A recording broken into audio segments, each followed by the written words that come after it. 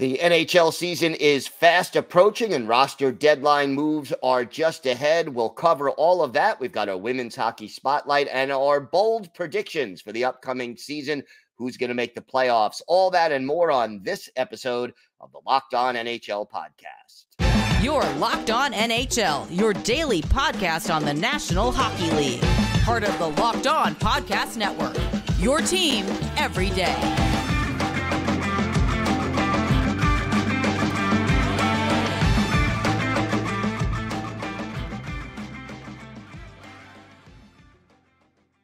And welcome, everybody, to the Friday edition of the Locked On NHL Podcast, part of the Locked On Podcast Network, your team every day. Want to thank everyone who makes Locked On NHL your first listen every day. Don't forget to subscribe on YouTube or wherever you get your podcasts so you can get new episodes as soon as they drop. And you can also now find us on the SXM app. Just do a search for Locked On NHL. Rachel, happy Friday to you. We are so close to the start of the new season. I can feel it. By this time next week, we will have actual games we'll be talking about. Yeah, hard to believe and exciting times. It's one of those rare moments when all 32 teams, well, most of them anyway, have hope for the upcoming season. And, that's a positive thing, certainly, to see. A little bit of news I wanted to touch on first, though. We have a suspension that is actually going to affect the preseason and the regular season. Your thoughts on that? Yeah, Arthur Kaliyev was suspended for 2 preseason games and 2 regular season games for kneeing Chase DeLeo. And, I watched that video, and that was definitely an extended knee out there, and it just seems so careless. And I think, like, if somebody had a bigger history of suspensions or fines or something, they would have gotten more games for it. But it's a first offense essentially for him, so 4 games seems about right in the the carousel of justice, as likes to do.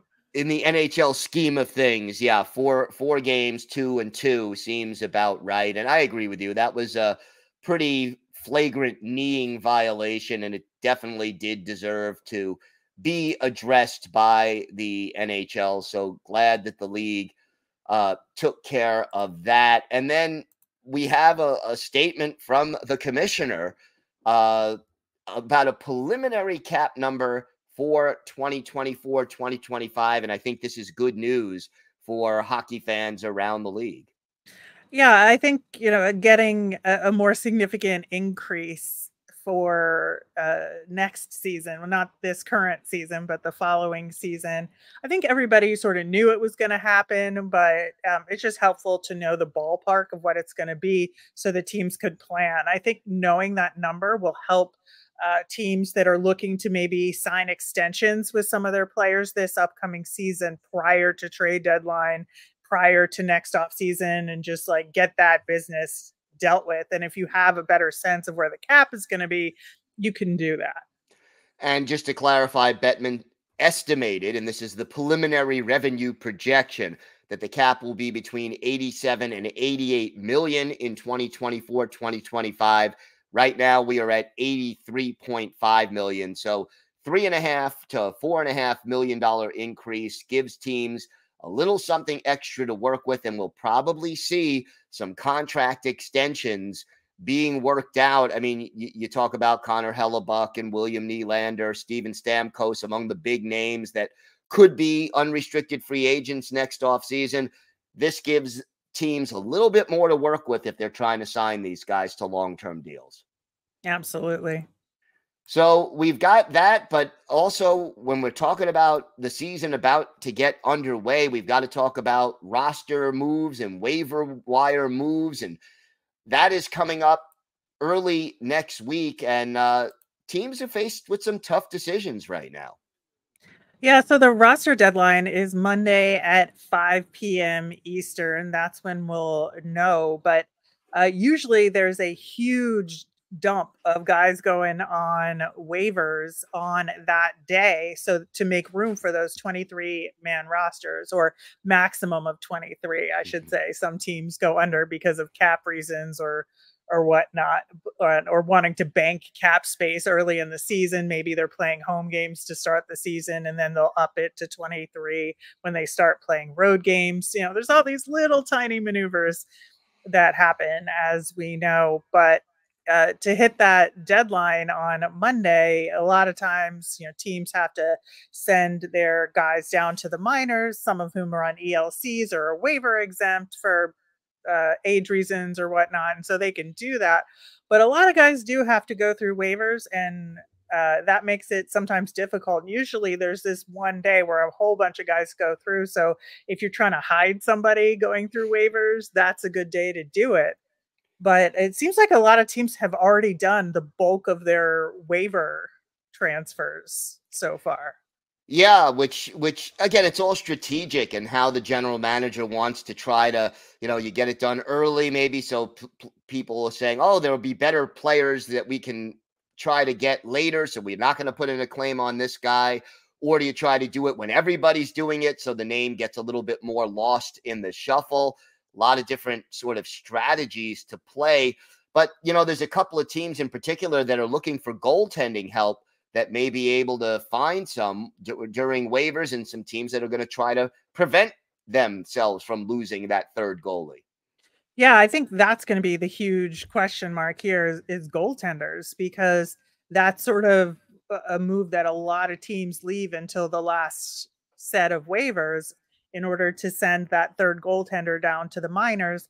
I'm wondering if some teams are going to end up rostering a third goalie this season in order to protect those guys, and hope that somebody else puts somebody through waivers that, let's say, a Tampa Bay Lightning or potentially the Colorado Avalanche, who also are maybe in the market for an additional backup right now. They want to make sure that their goalies and their goalie system are sheltered. Yeah, and look, the Lightning clearly, with Vasilevsky going to miss 2 months, they are lacking in the goaltender department. And waivers is one way to do it. They could also try to make a trade if they can't get the specific player they want. But they don't really have a proven starting caliber goalie right now, and you got to wonder who's going to be out there on the waiver wire that may interest them. So we have to see how this all plays out. And there's going to be a lot of, there's always a couple of surprise names on the waiver wire every year, and guys who end up changing teams right before the season starts. Yeah, I mean, it's got to be tough for anybody to switch teams like that. But, I do know, I have to use the Flyers as an example, because that's who I cover. The Flyers have had 4 goaltenders pretty much for most of training camp. Cal Peterson cleared waivers. Maybe they thought they would put him through waivers a little bit earlier to dangle him out there as a carrot. Now it's a $5 million carrot, so it wasn't likely to get taken. So it's either, it was pretty obvious that he wasn't going to get claimed. But Felix Sandstrom could. And who's the other goaltender who's going to go through waivers? So I think that it's going to be a really interesting waivers from a goaltending perspective. I think most teams have the rest of their rosters settled or close to settled and have players from within. Now, if there's something crazy that happens and there's a real valuable asset out there, sure, maybe somebody gets picked up if there's a team that has a particular need. But I think that's what we're really going to be keeping an eye on is the goaltenders on Monday and Tuesday, as we see what happens.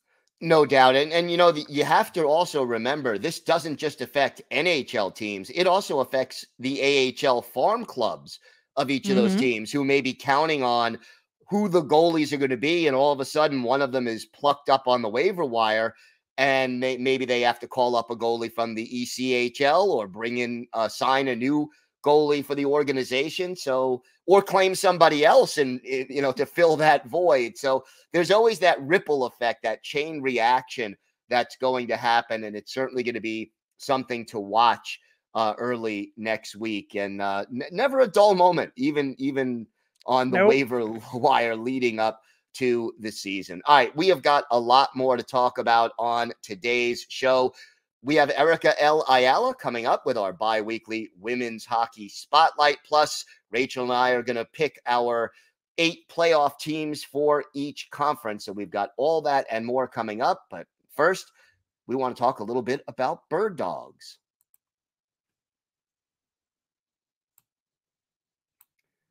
Today's episode is brought to you by Bird Dogs. Bird Dogs make you look good. Bird Dogs stretch khaki shorts are designed to fit slimmer through the thigh and leg to give you that truly sculpted look. And Bird Dog shorts do the same thing as Lululemon, but they fit way better. You know, regular shorts are made of a stiff, restricting cotton, but Bird Dogs fixed this issue by inventing cloud knit fabric that looks just like khaki, but stretches so you get that slimmer fit without having to sacrifice movement. And Bird Dogs uses anti-stink, sweat-wicking fabric that keeps you cool and dry all day long. Bird Dogs are functional for any occasion. You can wear them to work out or to go out, and you can enjoy the product. Go to birddogs.com/LockedOnNHL or enter promo code LockedOnNHL at checkout for a free Bird Dogs water bottle with your order. That's birddogs.com/LockedOnNHL for a free water bottle at checkout.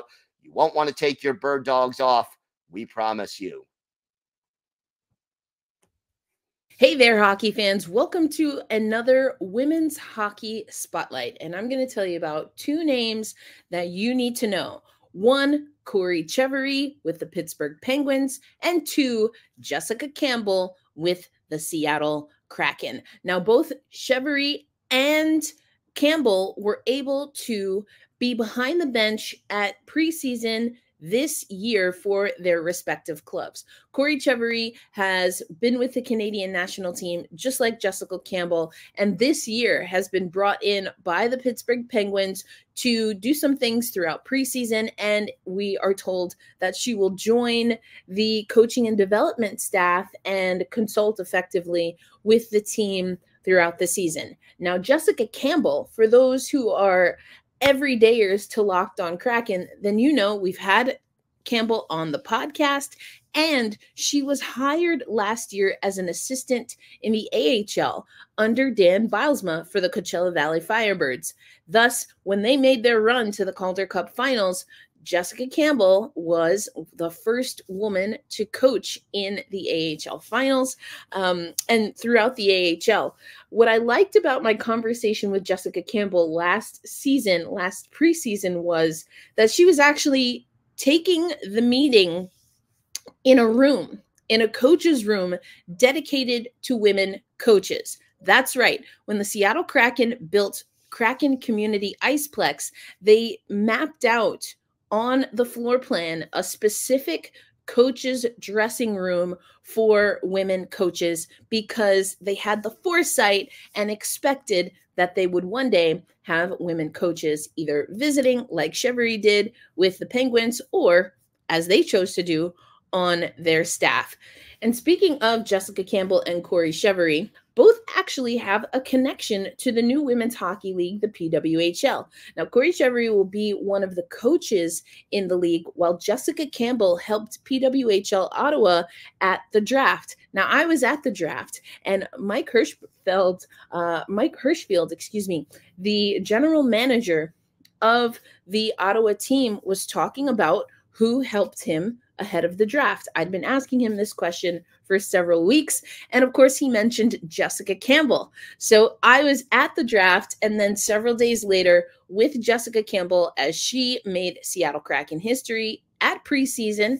But let's take you over to what Jessica Campbell had to say. Yeah, I mean, I think I just focused on the task at hand and coaching, but absolutely, it's obviously a tremendous opportunity, and I'm honored to be where I am, and it's a humbling feeling to be a part of the Kraken organization. I truly mean that. And so yes, today there was moments I tried to just be in the moment, but for sure taking it all in the crowd and the fans, it's a pretty unbelievable experience. Yeah, I think tonight's, obviously our focus was just laying the foundation for the year, and I think there were some very positive moments to build on, and I think both teams, both ways, we didn't capitalize perhaps to get the result we wanted, but there's some good to take out of it, and I know the team's going to build off of it. Absolutely. It's great. I mean, that's obviously what the AHL is all about. It's one of the best, if not the best, development league in the world. And so to see them on this stage and getting to make the plays and show their skill set and really fight for a chance to play for the Kraken, it's awesome to see and to stand behind.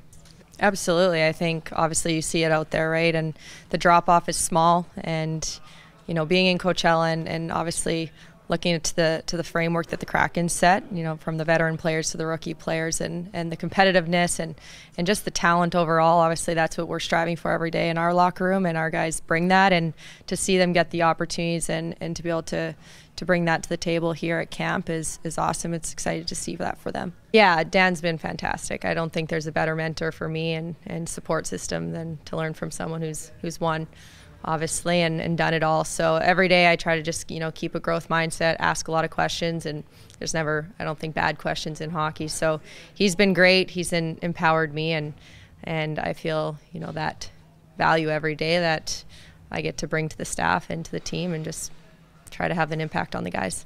I think it's kind of cool that both of those women have connections to the PWHL. Now, speaking of the PWHL, there has been some reporting by Ian Kennedy that the PWHL is planning to do away with agents, as in players will not be allowed to have agents if they make less than $50,000. Any player making less than $50,000, the PWHL is said to be banning those players to have agents. Agents in hockey, in sports, think this is a really bad idea, and they think could be dangerous to players making $50K or less. And I've kind of talked that the salary structure for the PWHL is very interesting. There's no cap. There is a minimum on what players can make. Every player in the league must make at least $35,000, but any player under $50K not to have representation. If you go to the CBA, which I actually carried with me here in Seattle, but this always stood out to me. When the PWHL-PA develops a player agent certification program, the PWHL-PA and the PWHL will meet to discuss the terms of the program. So there is going to be some kind of clearinghouse, it seems like, for agents, which we haven't seen in women's hockey. And on its face, that doesn't necessarily mean it's a bad thing, but I was always cautious and curious of what does this mean and who is going to be the arbiter. It seems like the PWHL-PA will be the arbiter, but we know that traditionally systems like this have left certain groups marginalized and unable to participate. And I do think ultimately that a player should be able to have the representation that they want. For better or worse, that's on them. But it's also, I think, on them to make wise decisions when it comes to those types of business partnerships. Anyway, that's all we have for the Women's Hockey Spotlight. If you want to learn more about Jessica Campbell and hear what Jessica Campbell and Dan Bylsma had to say about Seattle Kraken training camp, the competition for some of the players that played with them in the AHL to perhaps make an NHL roster, and how the two balance all of that, make sure you check out Locked On Kraken. I'm the host over there, and we'll have some more insights from Dan Bylsma and Jessica Campbell, who, as I mentioned, alongside Corey Chevry, made a little NHL history this preseason. When you're drafting your fantasy team, do you ever wish you could do the same thing with your business team? If you're building a roster to win the league, you need Indeed. Indeed is the hiring platform where you can attract, interview, and hire all in one place. Don't spend hours on multiple job sites looking for candidates with the right skills when you can do it all with Indeed. Candidates you invite to apply through Instant Match are 3 times more likely to apply to your job than candidates who only see it in search. As soon as you sponsor a post, you get a short list of quality candidates whose resumes on Indeed match your job description, and you can invite them to apply right away. Indeed knows when you're growing your own business, you have to make every dollar count. That's why with Indeed, you only pay for quality applications that match your must-have job requirements. Visit Indeed.com/lockedon to start hiring now. Just go to Indeed.com/lockedon. Terms and conditions apply. Cost per application pricing not available for everyone. Need to hire? You need Indeed.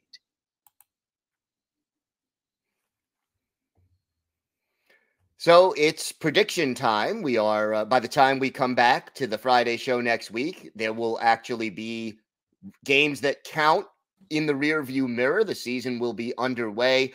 So let's break it down division by division, conference by conference. And let's start with the Atlantic Division out east. Who do you think are the top three teams in that division this year? Much to my chagrin, I will say it is the Toronto Maple Leafs, the Boston Bruins, and then the Florida Panthers. I feel like the Panthers are going to take a little step back, as will the Bruins, except this time they're going to have some playoff success. And I think that's where Toronto fills the gap, right? And so this is their chance to come out on top in this division. Yeah, I think they have a good chance. So you don't think the Lightning will be among the top three? Not in the top three, no. Okay. All right. I'm going to agree with your top three picks there in that division. I think that, Boston takes a step back, but not so far that they don't make the playoffs. I mean, look, they set records last year. There's nowhere to go but back. Correct. Realistically speaking. And, Toronto, I have no problem with them in the regular season. It's what happens when the playoffs start that always seems to trip them up. And I think there'll be a little more desperation in Toronto because of the fact that their window may very well be closing as far as keeping the four core players together. So that'll be interesting to see. How about the Metropolitan Division, where both of our teams that we cover play? Your top three there? Yeah, I think New Jersey and Carolina are the easy picks. I think it's that third spot that's going to be a little tougher of a prediction. I'm going to say the New York Rangers now, but it was close for me. Yeah, I have to agree. I think New Jersey and Carolina may go down to the wire as far as who's going to win the division. They did last year, went down to the final game, and I think it'll do that again. But those two teams are the class of the division. I think the Rangers, as much as I think we both hate to say it, are the next best team on paper in the division. Okay, Eastern Conference, 2 wild cards. Where are you going? And that's where I have the Tampa Bay Lightning and the Pittsburgh Penguins, who just missed that third spot for me. Boy, I'm going Tampa Bay Lightning, and I am going Buffalo Sabres. I think they finally get over that hump, find just enough goaltending to make it. But, you have Pittsburgh, you have the Islanders, Ottawa and Detroit. I wouldn't count entirely out. It is going to be a very tight race for those final 2 wild card spots in the East. Yeah, and I have the Buffalo Sabres in my potential spoiler spot for the East, so I think we're on the same wavelength here. We are, yeah. I mean, I have the Islanders in Pittsburgh as my sort of next biggest spoilers on that list. So yeah, very, very much on the same wavelength. Let's turn our attention to the Western Conference. Let's go Central Division, top 3 teams there. Yeah, I think this is going to stay pretty consistent with the Avalanche, the Stars, and the Wild. I do think that the Stars could have some potential to win the division this year, but I think those are definitely your top 3 teams. Yeah, I think those are your top 3 as well. I think Dallas may very well come in second again, but I think they may have a better playoff this year than Colorado will. So we'll see. Certain teams are built more for the regular season. Certain teams are built more for the playoffs. And I think Dallas is built for the playoffs. So we'll see. And how about the Pacific Division, your top 3? This was another case of the top 2 were easier for me, Vegas and the Edmonton Oilers. Though the Oilers could win the division. I'm not saying Vegas will definitely win. And then I went with the LA Kings for that third spot. I go LA as well, but the wild cards are going to be trickier. So Western Conference wild cards. What do you have? Yeah, this was so difficult. Yes. I went around and around in circles, but I landed on the Seattle Kraken and the Nashville Predators for my two wild card spots. I think the Preds are going to surprise some people this year and just eke out the very last playoff spot, like at the very, very end of the season. That is going to be a tight race. I'm going LA Kings as well. I think the Calgary Flames probably end up with that final spot, but it's going to be Kings and Kraken, I think, are my wild card, with the Flames being one of my spoilers. I like Nashville. I think they're still 1 year away. They're sort of in that rebuild, new coach, new GM. Yeah. I feel like there's always one team that overperforms where they should be in a rebuild. And I just, with the new coach and everything, so like all the new feelings surrounding that team, I feel like this is like the Preds year to be that team, to outperform expectations significantly. And I think, to your point, the Flames are my spoiler team. I think that they will, no doubt, I think, improve from this past season. I think it was a blip. There was like an issue this past season, and I think there's room for them to improve, and they understand what it feels like to be a winning team and then backslide. They have all the motivation in the world, right? So I feel like it's going to come down to the Preds and the Flames at the end of the season, and either one could take it, but I'm going to put my money on the Preds.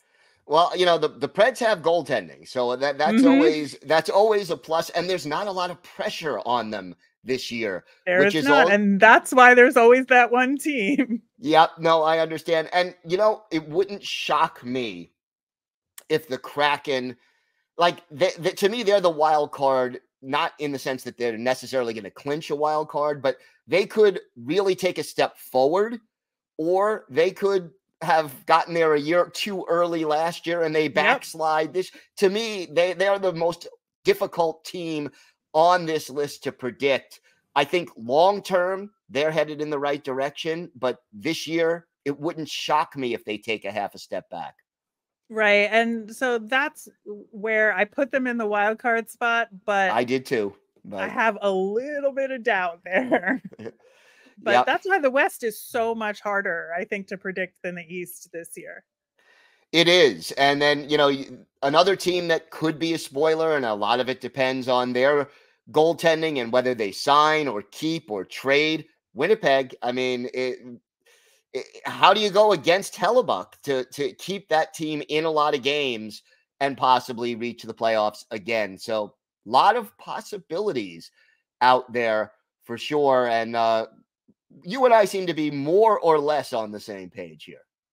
Yes. It makes me feel really good about my predictions, but also very nervous for the both of us. If it goes horribly wrong. I think I'm in the same boat with you on that one.